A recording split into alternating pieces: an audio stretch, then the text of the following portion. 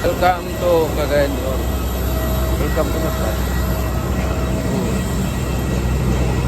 Yan, dito tayo ngayon sa Laguindingan Airport sa Cagayan de Oro City sa Mindanao. Sama natin ang COMELEC.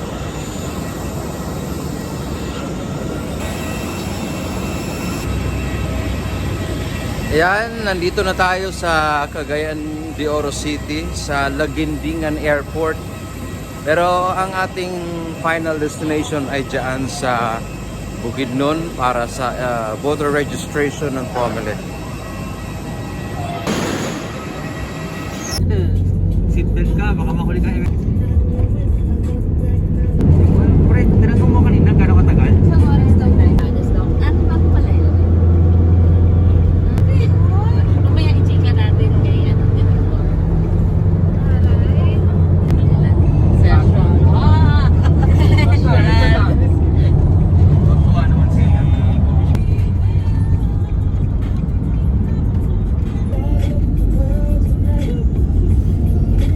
Yung ipagahe ko. Yun. Wow. Ate. Wow, ang ganda dito sa Bukidnon. Magandang araw, tayo ay nandito na ngayon sa Bukidnon.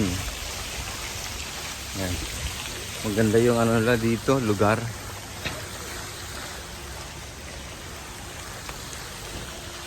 Woo!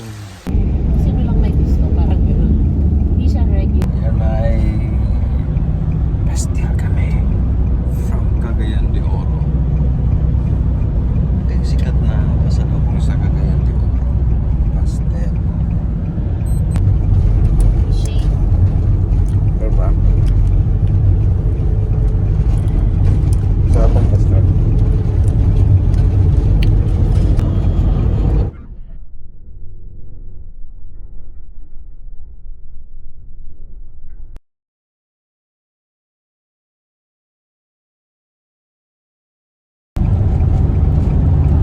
Ayan guys, nandito na kami ngayon sa Switzerland. Joke lang. Nasa Mindanao lang kami sa Bukidnon. Ayan. Sabi nga nila, bakit ka ba kailangan pumunta sa Switzerland kung sa Pilipinas ayaw mo natagpuan? Ano?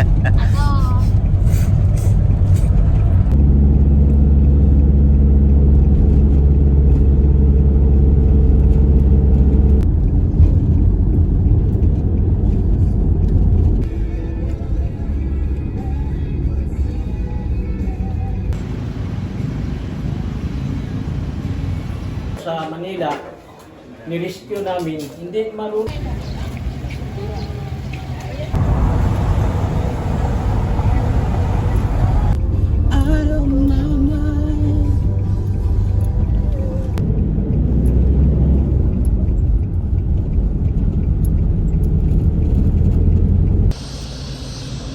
Hanggang dito na lamang yung ating sinakyan, no? At kailangan na kasing tumawid ng ilog. Ayan. At dun sa bundok na yan, yung komunidad ng mga katutubo. So dito sa ilog, kailangan natin magubad ng ating sapatos, no? Panyapak. Dahil tatawid tayo. Ayan. Diyan yung papunta na sa komunidad ng mga katutubo.